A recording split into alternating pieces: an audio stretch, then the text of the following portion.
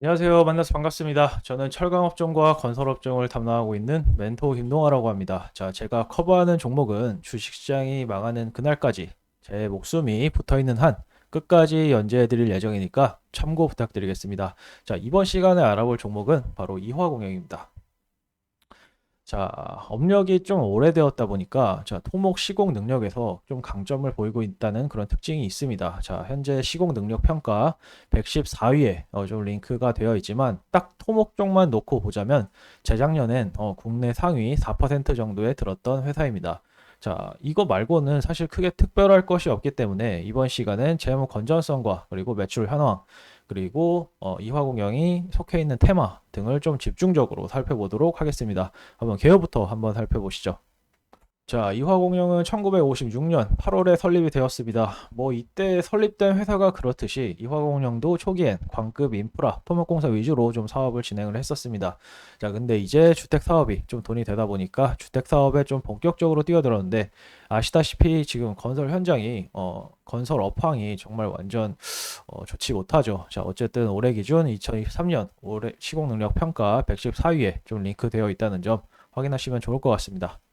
자, 이거는 이제 IR 협의회 자료인데요. 자, 오랜 업력을 제외하고 그냥 다른 일반적인 중소건설사랑 다를 게 전혀 없습니다.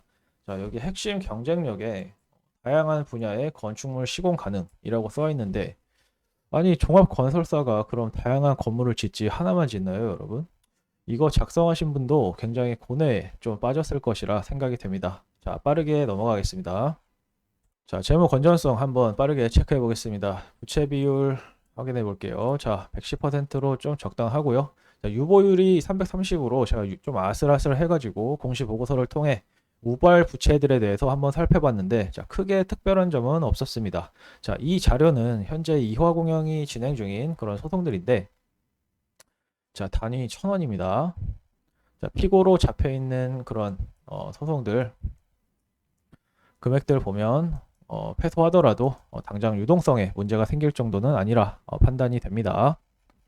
자, 사실 문제는 사실 이런 부분이죠. 자, 이렇게 보면은 자, 파급력 없는 중소형 건설사의 아주 전형적인 좀 패턴이라고 볼 수도 있습니다. 자, 이거는 사실 어쩔 수가 없어요. 진짜 안타까운 게 올해 반기에 영업이 매출에 690억, 그다음에 매출 원가가 또 690억, 여기에 판관비가 43억으로 잡히면서 영업이익 마이너스 43억을 좀 기록한 상황입니다. 뭐 이런 상황은 제가 여태 분석해온 몇몇 기업들과 좀 상황이 비슷한데요. 자, 일단 이화공영처럼 도급을 받고 진행을 하는 입장에선 경쟁이 지금 굉장히 치열하기 때문에 자, 이렇게 마진을 거의 남기지 못하고 수주를 따내야 하는 그런 전형적인 산업의 한계를 좀 보이고 있는 상황이다 라고 좀 생각을 하시면 좋을 것 같습니다. 자, 여기에 아시다시피 지금 시멘트, 레미콘, 골재, 아스콘 이런 기초재 가격이 올해에만 벌써 4차례나 상승한 상황이죠. 자, 이거를 좀 이제 그 업체들이 담합했다라고도 좀 말할 수가 없는 게 산업 자, 이런 기초재들을 만드는 회사도 산업용 전기료 상승 뭐 이런 유연탄의 가격 뭐 급등 뭐 이런 부분 때문에 가격을 낮추거나 동결할 수가 없는 상황입니다. 자, 어떻게 보면 좀 종합적으로 판단을 해보면 진퇴양난이라고 좀 볼 수가 있겠죠. 자, 사실 정부는 지금 이렇게 부동산 정책에 좀 신경을 먼저 쓰는 것보다 자, 이런 원재료의 가격을 좀 잡아주는 것이 좋겠다라고 저는 생각을 하고 있는데 좀 아무래도 뭐 그냥 손 놓고 있을 수밖에 없는 제가 모르는 이유가 있을 것이라고 저는 생각을 합니다. 자, 어쨌든 간에 참 이런 업력이 오래된 중소형 건설주들을 분석을 할 때마다 좀 재무가 이런 상황이라서 참 안타깝다고 좀 말씀을 드려볼 수가 있을 것 같습니다.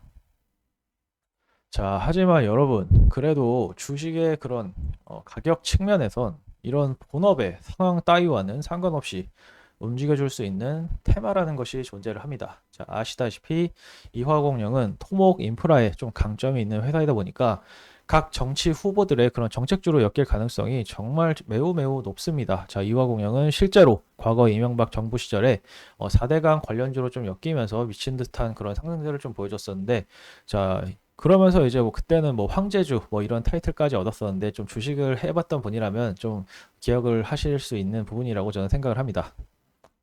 자, 결국 제가 말씀드리고자 하는 포인트는 이런 것이죠. 자, 지금 건설 경기가 미친 듯이 호황이라면 당연히 이런 중소형 건설사들도 따라서 움직이게 됩니다.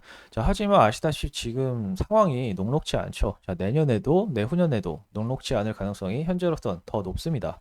자, 이 말은 뭐냐? 실적 기반의 성장을 기대하기라는 어렵다는 거예요.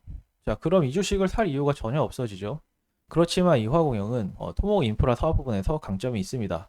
자, 언제든지 이런 인프라 테마로 엮여서 날아갈 가능성 역시 존재한다는 말입니다. 자, 오늘 이화공영에 대해서 알아봤는데요. 자, 오늘 영상이 도움이 되셨으면 좋겠고, 적정 주가에 대한 여부는 제가 2편에서 낱낱이 파헤쳐 말씀드리도록 하겠습니다. 자, 영상 끝까지 시청해주셔서 감사합니다.